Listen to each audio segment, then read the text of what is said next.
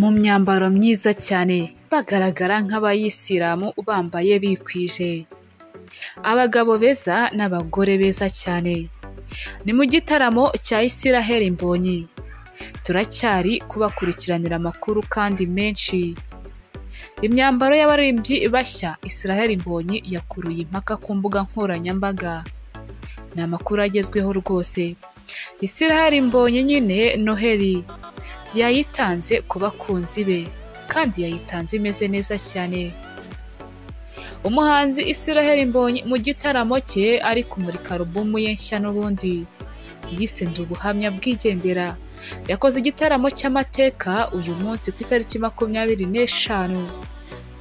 Ni igitaramo cyitabiriwe n'abarimo Minisitiri w'Ububanyi n'Amahanga ndetse n'abandi banyacyubahiro bakomeye cyane. Nyuma yo gukora igitaramo cy'amateka cyasize abaye umuhanzi wa mbere mu Rwanda wujuje BK Arena amatike y'imyanya irenga 10,000 akagurwa. Sibwo bwa mbere kandi dore ko Israel Mbonyi mu myaka 3 amaze akora kino gitaramo. Ni Icyambu Live Concert amaze kuzuza BK Arena.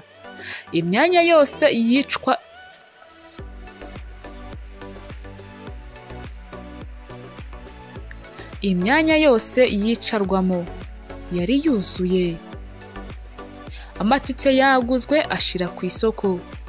Israel Mbonyi kandi yagize umwanya wo kuganira n'itangazamakuru.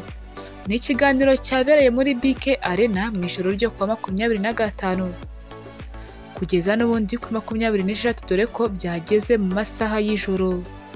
Nyuma y'igitaramo Israel Mbonyi yakoreye muri BK Arena kibanze ku migendekere y'igitaramo, aho abanyamakuru bifuzaga kumva uko yiyumva nyuma yo gukora Icyambu Live Concert ku nshuro ya 3 ndetse kikitabirwa ku rwego rwo hejuru.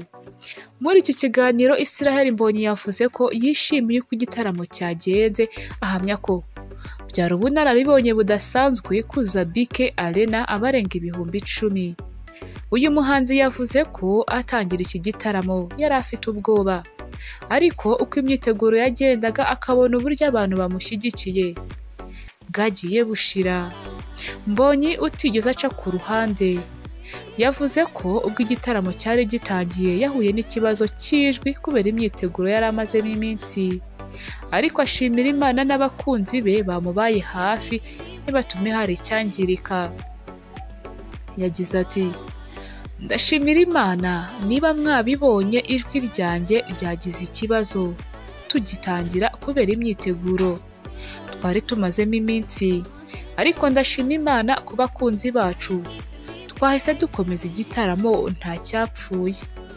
Ku kijyanye n'imyenda ikunze kwambarwa n'abayisilamu, abacuranzi be baserukanye ku rubyiniro imyenda imeze neza nk'iy'abisilamu.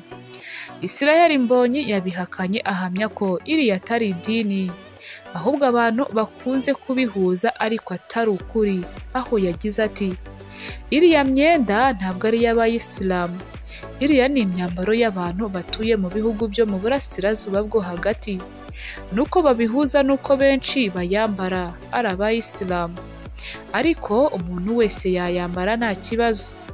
Twashakaga ibintu byiza kandi bitandukanye n'ibisanzwe bimenyerewe, kandi byari byiza naho bihuriye na Isilamu rwose. Ku rundi ruhande, abanyamakuru bamubashije aho ageze umushinga w'indirimbo ye na The Ben wari wanitabiriye iki gitaramo cyabereye muri BK Arena ndetse ari kumwe na mama w'umubyara, dore ko mama wa The Ben yayizihizaga isabukuru ye y'amavuko. Mu magambo ye make Israel Mbonyi yagize ati, The Ben ni inshuti yanjye na mbere y'uko dukora indirimbo, kuko twahujwe n'uko umubyeyi we akunda indirimbo zanjye bituma tuba abavandimwe. Ndamushimira ko yanyitabye mu gitaramo cyanjye, nuko nzaba ndi muri Kenya nanjye nakitabiriye icye nkamushyigikira rwose. Ku kijyanye n'indirimbo bakoranye, Israel Mbonyi yavuze ko yahagaritswe nuko bifuza gukora indirimbo ishobora kumenyekana mu Rwanda no hanze yarwo, aho yagize ati, ku bijyanye n'indirimbo yacu The Ben yambwiye ikintu numva nicyo, twakoranye indirimbo nziza rwose, ariko aranyicaza arambwira ngo dukeneye gukora indirimbo yamenyekana hano hanze y'u Rwanda bituma dufatamo akanya, ariko umushinga uracyahari rwose. Abanyamakuru banagize umwanya wo kumubaza kuba imaze iminsi bivuga ko hari umugore babyaranye, undi yirinda kubyemeza cyangwa kubihakana. Icyakora ahamya ko ntacyo byigeze bimutwara kuko ari umuhanzi umaze gukura. Yagize ati, mu gukura njye ntabwo nkiri umwana wo kurizwa n'akantu kose gatambutse. Igihe gisobanura ibintu byose, uko igihe kigenda ibintu birisobanura. Ibintu nka biriya rero ntiby'abana. Israel Mbonyi wigeze gutangaza ko yitegura kwandika igitabo muri 2017. Yabajijwe aho cyaheze avuga ko yifuzaga kugishoraho, ariko aza gusanga byari ubumenyi buke kuko atakwihutira kugishyira hanze.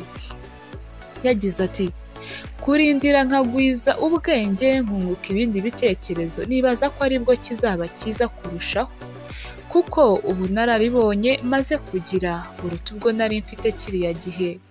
Igitabo cyitwa ngo njye n'inanga yanjye, uko ntinda kugisohora niko nunguka byinshi. Israel Mbonyi yaboneyeho kubwira umunyamakuru wari ubashije iki kibazo ko adateganya no kugisohora uyu mwaka ugiye kuza.